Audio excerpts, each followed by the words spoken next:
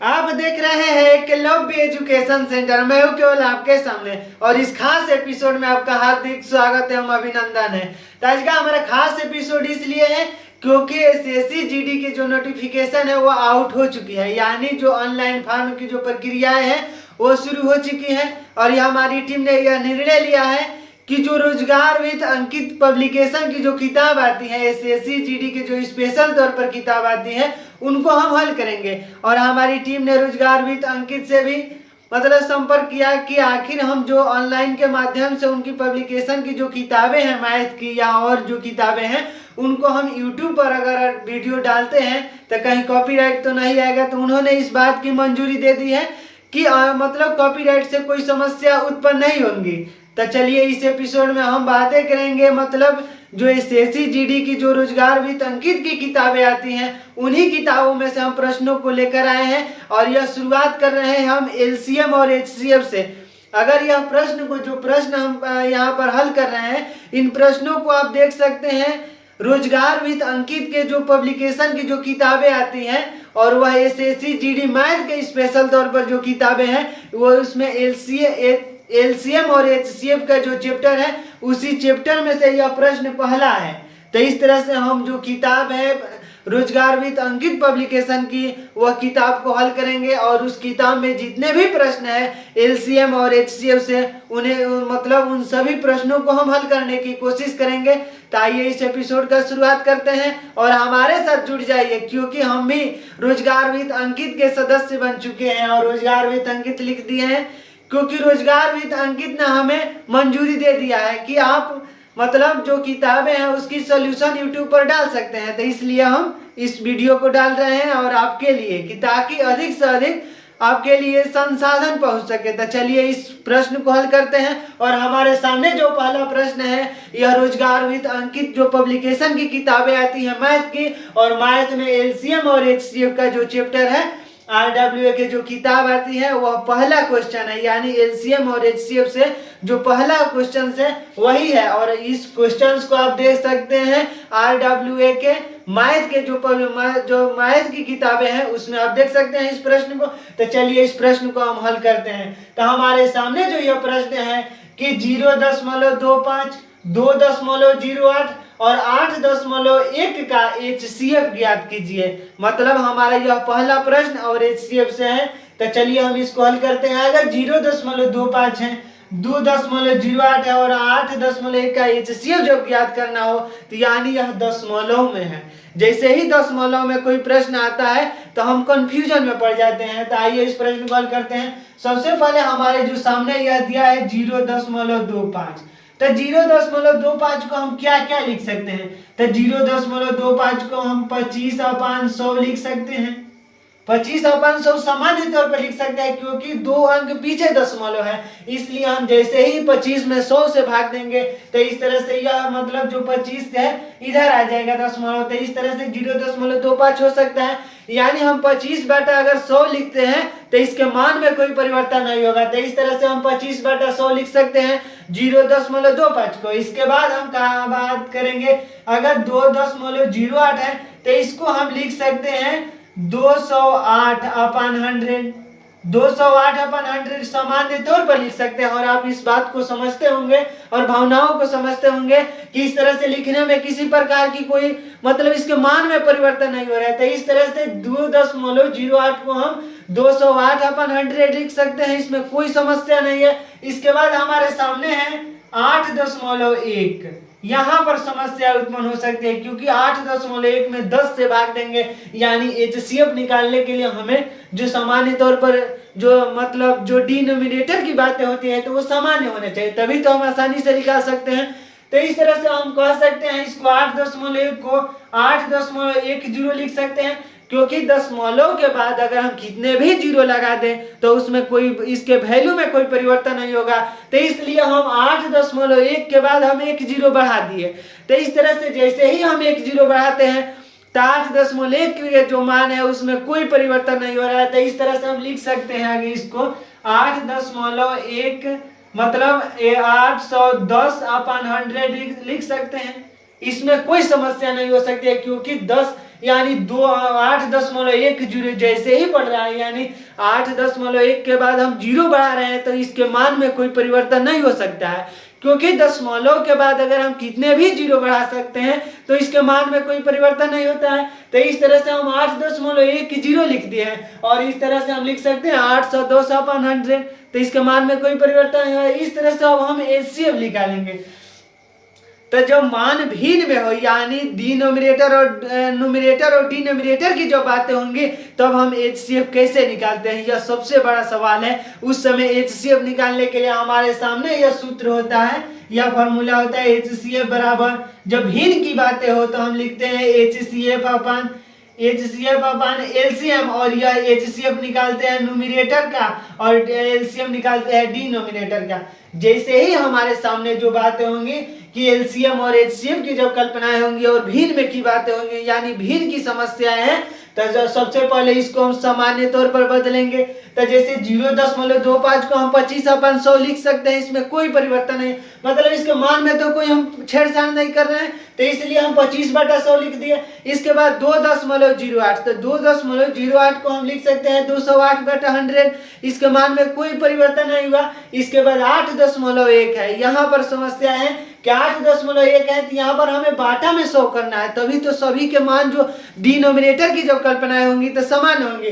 तो इस तरह से जब 8.1 है तो हम एक 0 को बढ़ा दिए, तो 8.10 में जैसे ही हम एक बढ़ाएं तो 8.10 हो गया, तो 810/100, तो इसमें कोई समस्या नहीं है। इसके बाद जब हम एचसीएफ निकालेंगे तो इसके एचसीएफ अपन न्यूमरेटर, यानी हम सबसे पहले जब एचसीएफ निकालेंगे तो एचसीएफ निकालेंगे हम इसका 25, इसके बाद 208, इसके बाद हम निकाल सकते हैं 810, इसके बाद हम बाटा कर सकते हैं एलसीएम, और एलसीएम हम निकालेंगे 100, फिर 100 का और फिर 100 का, यानी हम 100 का जैसे ही हम एलसीएम निकालते हैं, यानी एचसीएफ निकालने के लिए हमें न्यूमरेटर का एचसीएफ और डिनोमिनेटर का एलसीएम निकालना होता है। तो इस तरह से हम निकाल दिए।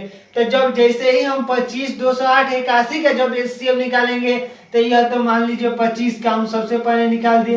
एचसीएफ का मतलब हाईएस्ट कॉमन फैक्टर, जो कॉमन होगा वो सबसे बड़े कॉमन की कल्पनाएं करेंगे, और एलसीएम में सबसे छोटे जो कॉमन होंगे उनकी कल्पनाएं करेंगे।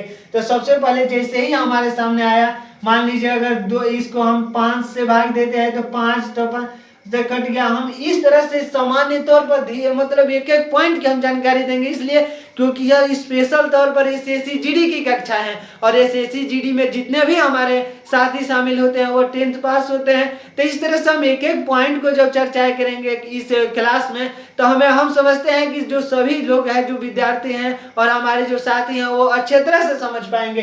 तो इस तरह से हम एलसीएम मतलब एचसीएफ एक एक पॉइंट की हम चर्चाएं कर रहे हैं। तो यहाँ पर जैसे ही हम 25 का एचसीएफ निकाले, एलसीएम तो इसमें कॉमन हमें हाईएस्ट कॉमन की जब कल्पना करना हो तो 208 में हम 104, इसके बाद होता है 52, इसके बाद करेंगे तो 26, इसके बाद करेंगे तो हमारे सामने 13 आएगा, इसके बाद 13, इसके बाद हम जैसे ही हम 81 की कल्पना करेंगे तो 81 में 3 से भाग देंगे, क्योंकि यह 2 से नहीं कटेगा, तो 27 या 81, फिर 3 से भाग देंगे तो 29, 27, फिर 3 से, तो फिर 3 से। तो जैसे ही हम कॉमन की जो बातें करते हैं, हाईएस्ट कॉमन फैक्टर की जो बातें करते हैं, तो इसमें कोई कॉमन नहीं मिल रहा है। तो इस तरह से हमारा जो एचसीएफ होगा यह होगा 1, यानी एचसीएफ 1 इसलिए हो रहा है क्योंकि देखिए इसमें 5 है, इसमें 2-2 की, इसमें 3-3 की कल्पना हो रही है। यहाँ पर मान लीजिए तो कोई कॉमन जब नहीं मिलेगा तो एचसीएफ 1 होगा। एक बार हम पुनः बता रहे हैं, जब एचसीएफ निकालना हो और भिन्न की जब कल्पनाएं हो रही है तो भिन्न एचसीएफ निकालते हैं, एचसीएफ न्यूमरेटर का निकालते हैं और एलसीएफ डिनोमिनेटर का। तो इस तरह से हमारे भिन्नात्मक जो सवाल होते हैं, जो भिन्नात्मक रूप में जो एचसीएफ निकालने की संभावनाएं होती है, तो इस तरह से हम निकालते हैं। तो जब एचसीएफ हम न्यूमरेटर के निकालते हैं तो हमारे सामने कोई कॉमन ही नहीं मिल रहा है, यानी एचसीएफ का मतलब होता है हाईएस्ट कॉमन फैक्टर। जब हाईएस्ट कॉमन फैक्टर में कोई कॉमन नहीं मिल रहा है तो हमें 1 मिला कॉमन, क्योंकि 1 से तो सभी मतलब इन सभी में 1 कॉमन मिल रहा है तो हम 1 लिख दे रहे हैं, सामान्य तौर पर 1 लिख दिए। इसके बाद जब एलसीएम निकालना हो 100 का एलसीएम, यानी जैसे ही हम 100 का एलसीएम निकालेंगे 100, यहाँ पर 100 और फिर 100, यानी हम एक एक पॉइंट की चर्चाएं कर रहे हैं। तो यहाँ पर होगा 50, यहाँ पर होगा 50, फिर होगा 50, फिर हम करेंगे तो 25, फिर 25 और फिर 25, फिर हम 5 से जैसे ही करेंगे तो 5 5, तो इस तरह से हमारे सामने 5, तो यानी जैसे ही 2 दूने का 4, 4 5 20, 20 5 100, तो हमारे सामने 100 हो गया। मतलब हम एक भी पॉइंट को मिस नहीं कर रहे हैं, यहाँ पर सभी पॉइंट और सभी डाटा को आपके सामने पेश कर रहे हैं। तो हमारे सामने जब हम एलसीएम निकालें, एलसीएम जब निकाल रहे हैं 100 का, तो हमारे सामने आया एलसीएम 100, और एक में जैसे ही 100 से भाग देते हैं यानी 100 से, तो हमारे सामने आता है 0.01।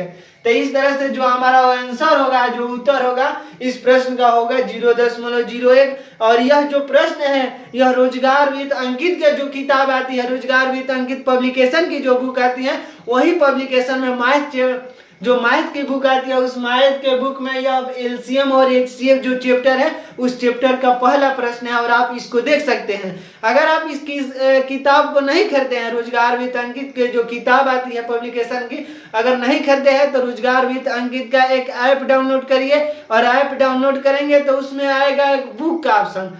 मतलब जैसे ही बुक का ऑप्शन आएगा तो उसमें क्लिक करेंगे, और क्लिक करने के बाद आपको एक पीडीएफ मिलेगा, तो उस पीडीएफ को जब डाउनलोड करेंगे तो इसमें आपको एलसीएम और एचसीएफ जो चैप्टर मिलेगा, तो उसी चैप्टर का यह पहला प्रश्न है, और पहला प्रश्न का जो उत्तर होगा 0.01।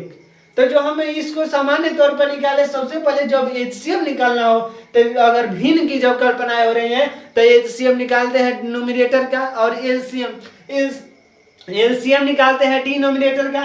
तो इस तरह से हम जब एलसीएम निकाले 25, 208 और 81 का, तो हमें कोई कॉमन नहीं मिला, तो इस तरह से हमारा एचसीएफ हो गया 1।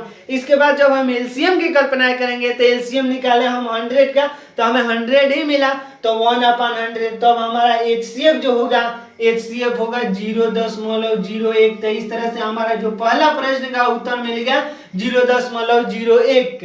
यानी एचसीएफ जब निकालना है तो हम बारी बारी से इसलिए निकाल रहे हैं, एक एक पॉइंट की चर्चाएं कर रहे हैं, क्योंकि एसएससी जीडी के जो 2024 की परीक्षाएं होने जा रही है उसमें हमारे संभावनाएं बने। तो इस तरह से हम दूसरे प्रश्न को कल्पनाएं करेंगे। यह दूसरा प्रश्न भी उसी बुक से है, और हमारी टीम ने यानी 1 दिसंबर से है, हम बेकायदे उस किताब को आपके सामने पेश करेंगे और किताब से ही इस प्रश्नों को लिखेंगे। तो इस तरह से हम दूसरा प्रश्न कर रहे हैं, और यह पहला प्रश्न का जो उत्तर होगा 0.01, इसको हम बखूबी तरह से हल कर चुके हैं। और दूसरा जो हमारे सामने प्रश्न है, यह प्रश्न कह रहा है 2.16। दूसरा प्रश्न कह रहा है कि 2.16, 2.16 के बाद है 2.44, 2.44 और 3.36। 3.36 का सबसे बड़ा उभयनिष्ठ भाजक,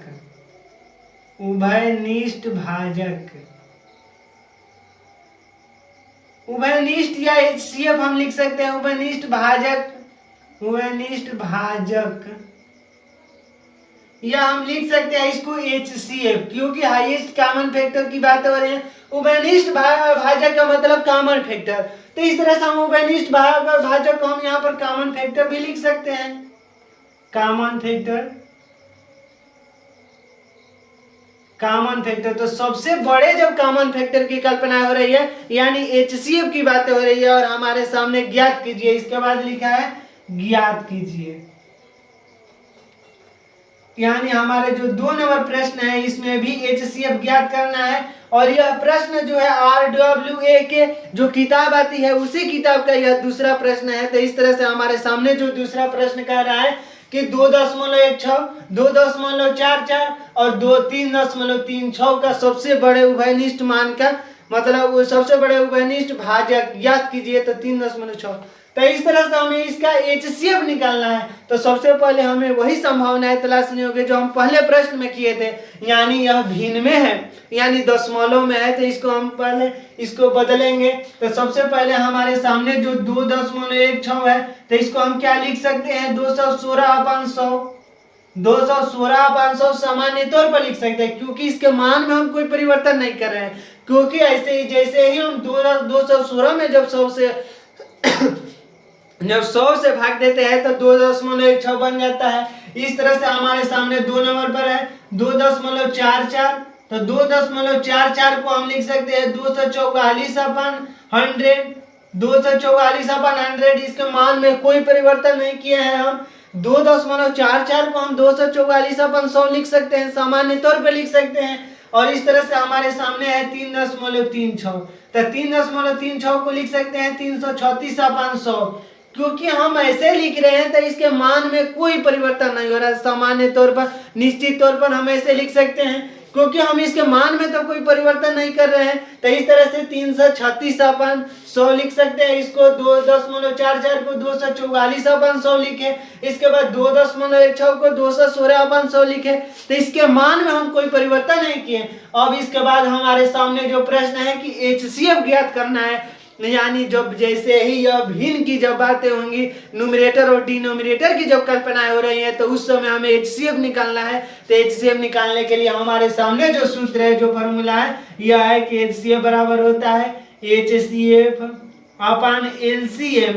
और यह HCF होता है डिनोमिनेटर का, यह न्यूमरेटर का, जो LCM होता है डिनोमिनेटर का। यानी हमारे सामने जो HCF निकालने होंगे वह पहले HCF निकालेंगे न्यूमरेटर का, यानी 216, 244, 336। इसके बाद LCM हम 100 का निकालेंगे। तो LCM हम 100 का पहले ही निकाल चुके हैं, वो 100 होगा, निश्चित तौर पर 100 होगा। तो इस तरह से हमारे सामने जैसे ही हम HCF निकालते हैं, यहाँ पर हम ऐसे लिख सकते हैं HCF बराबर हो सकता है HCF बराबर HCF/LCM। यहाँ पर न्यूमरेटर की बातें होंगी, यहाँ पर डिनोमिनेटर की बातें होंगी। तो इस तरह से जब HCF निकालेंगे 216 HCF, यानी 216, 244 और इसके बाद 336।